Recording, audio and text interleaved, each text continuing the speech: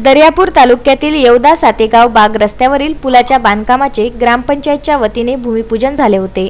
प्रत्यक्षात पुलाच्या बांधकामाला सुरुवात न केल्याने ग्रामपंचायतच्या वतीने भूमिपूजन केलेल्या फलकाचे पुन्हा उद्घाटन अखेर येवदा गावकऱ्यांच्या उपस्थितीत श्याम ठाकरेसह प्रहारचे प्रदीप वडतकर यांनी पुन्हा हार घालून फुलाचा वर्षाव करीत प्रशासनाचा निषेध करीत उद्घाटन केले। त्यानंतर सर्व गावकरी व पदाधिकारी यांनी लेंडी नाल्यावरील पुलावर प्रहारचे जिल्हा संपर्क प्रमुख प्रदीप वडतकर यांनी होम सोशल डिस्टन्स पालन करीत होम पूजा करून प्रशासनाची आहुती देत प्रशासनाचा निषेध केला। मागील वर्षी पुलाच्या बांधकामासाठी 9 ऑगस्टला क्रांतिदिन प्रहार जनशक्ती पक्षाच्या वतीने सातेगाव बाग रस्ता पुलाचे बांधकाम मंजूर झाल्यानंतरही अद्यापही याचे बांधकाम पूर्ण झाले नाही। तसेच लेंडी नाल्याच्या पुलाकरिता प्रहारच्या वतीने गेल्या अनेक वर्षापासून पाठपुरावा सुरू होता। याच लेंडी नाल्याकरिता मागील वर्षी गावकऱ्यांनी प्रहार जनशक्ती पक्षाचे संपर्क प्रमुख प्रदीप वडतकर यांच्या नेतृत्वात अर्धनग्न आंदोलन करण्यात आले होते। प्रशासनाने दखल घेतली नसल्याने एका वर्षानंतर पुन्हा संतप्त प्रहारच्या कार्यकर्त्यांनी